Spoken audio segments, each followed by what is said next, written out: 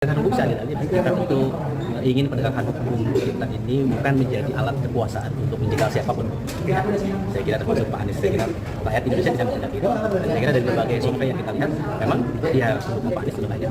Jadi saya kira kekuasaan ini dipergilirkan dan yang terbaik bagi kita adalah bagaimana semua pihak, para penegakan hukum ini menegakkan hukum seadil-adilnya bagi siapapun. Jadi,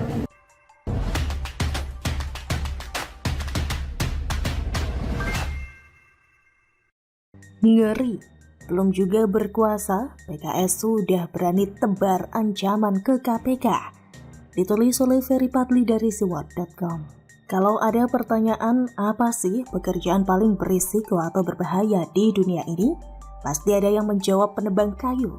Karena angka kematiannya mencapai 97,6 dari 100.000 pekerja. Mereka meregang nyawa lantaran tertimpa pohon, kontak dengan mesin pemotong kayu, cuaca di hutan yang bisa saja tiba-tiba memburuk, hingga ancaman binatang buas. Kemudian ada juga yang menjawab nelayan karena rentan tenggelam, tabrakan dengan kapal lain, mesin kapal yang tiba-tiba mati, serta kondisi cuaca yang buruk. Selanjutnya yang tidak kalah berisikonya adalah tukang las bawah air.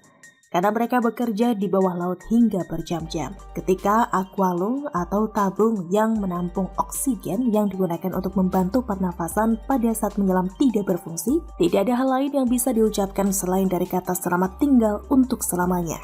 Nah, selain itu ada juga loh pekerjaan dengan risiko tinggi, yakni jadi pegawai KPK. Kenapa? Karena kasus yang mereka tangani bukan kasus receh seperti kasus seorang pemuda yang ketahuan ngintip nenek-nenek mandi di tepi sungai, tapi kasus korupsi kelas kakap. Seperti kasus korupsi Hambalang yang melibatkan Ketua Umum Partai Demokrat Anas Urbaningrum, korupsi EKTP yang menjerat Ketua Umum Partai Golkar Setia Novanto, kasus korupsi simulator SIM Korlantas Polri, yang pelakunya adalah dua jenderal, yakni Brigjen Didik Purnomo serta Irjen Joko Susilo.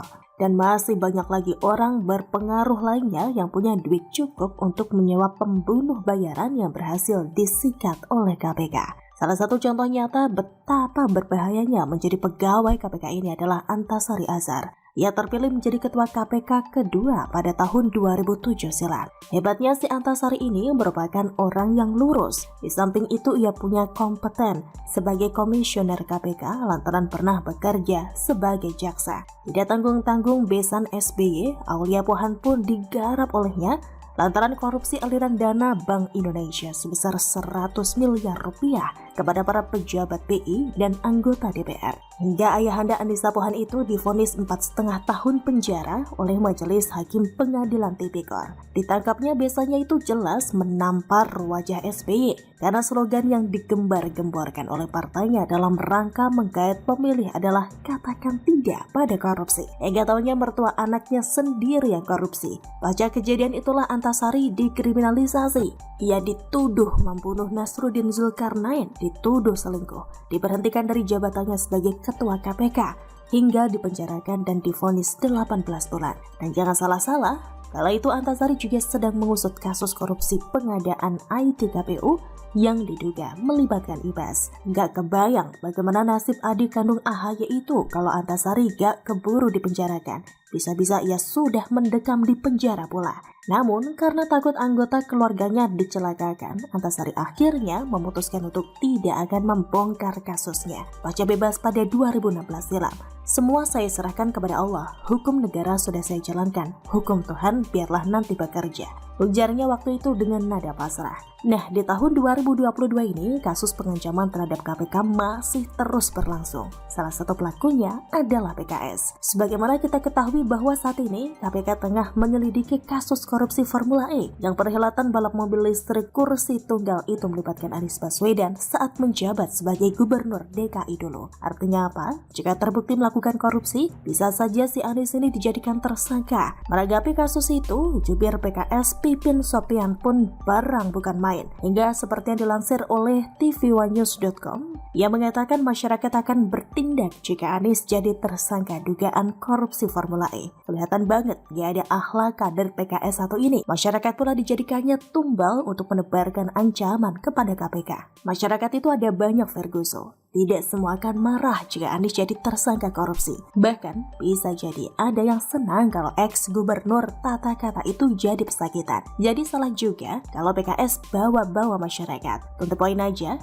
misal kader PKS akan marah kalau Anies jadi tersangka atau kadron akan demo 30 hari berturut-turut kalau politisi yang mirip Wan Abut itu digarap KPK. Biar jelas gitu. Lagi pula pendukung PKS itu cuma sedikit kok, gak sebanyak pendukung parpol lain seperti PDIP, Gerindra, dan Golkar. Sehingga yang sedikit itu tidak bisa dijadikan representasi dari masyarakat luas. Hanya saja, kalau diperhatikan kelakuan Pipin Sopian ini lucu juga. Partainya belum secara resmi mengusung Anies, tapi ia sudah berperilaku bak pahlawan bagi Anies. Namun, ini yang perlu diwaspadai, karena belum berkuasa saja kader partai yang dulu pernah diplesetkan menjadi partai korupsi sapi itu sudah berani mengancam KPK. Bagaimana kalau mereka berkuasa beneran? Bisa-bisa bubar tuh lembaga anti rasuah. Bagaimana menurut Anda?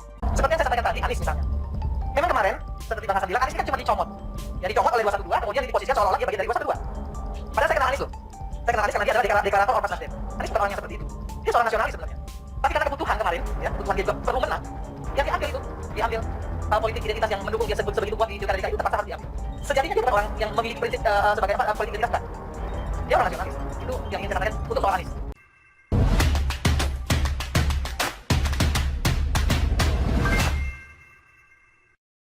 Nyesek, Irma Suryani bongkar bobrok Anies yang bikin sakit hati kelompok 212. Ditulis oleh Ferry Patli dari siwar.com. Irma Suryani Caniago termasuk salah satu kader Nasdem yang paling vokal selain dari Gus Coy. Ia kerap tampil di TV berdebat dengan lawan-lawan politiknya seperti Rocky Gerung dan Fadlizon. Kala itu Irma juga kerap mengkritik Anies. Sampai-sampai ia pernah mengatakan bingung dengan banyaknya janji kampanye Anies yang tidak terrealisasi. Contohnya adalah Rumah DP 0 yang notabene program unggulannya. Ini Rumah DP 0, program unggulan yang tidak terrealisasi, bahkan masuk ranah hukum, ujar Irma pada 2021 silam. Kalau program unggulan saja realisasinya berantakan, bagaimana dengan program yang non-unggulan? Sudah bisa dipastikan akan lebih awut-awutan lagi. Dan apa yang disampaikan oleh Irma itu betul, karena perhatikan saja tidak ada satupun orang di dunia ini, termasuk buzzer Anies sekalipun, seperti Geis Khalifa dan Musni Umar, yang berani mengatakan program Rumah DP 0 sukses. Namun, sungguh tidak ada yang menduga Surya Paloh akhirnya mengusung Anies sebagai Capres 2024 ketika masih ada kadernya yang jadi Menteri Jokowi. Beberapa kader yang tidak setuju dengan keputusan itu pun memutuskan hengkang dari Nasdem, seperti Nilo Jelantik, Frederick Lumalente, dan Panji Astika. Lantas, bagaimana dengan Irma? Apakah dia keluar pula dari Nasdem? Tidak, Bro Ensis. Terlalu berisiko kalau ia hengkang dari Nasdem, karena jabatannya sebagai anggota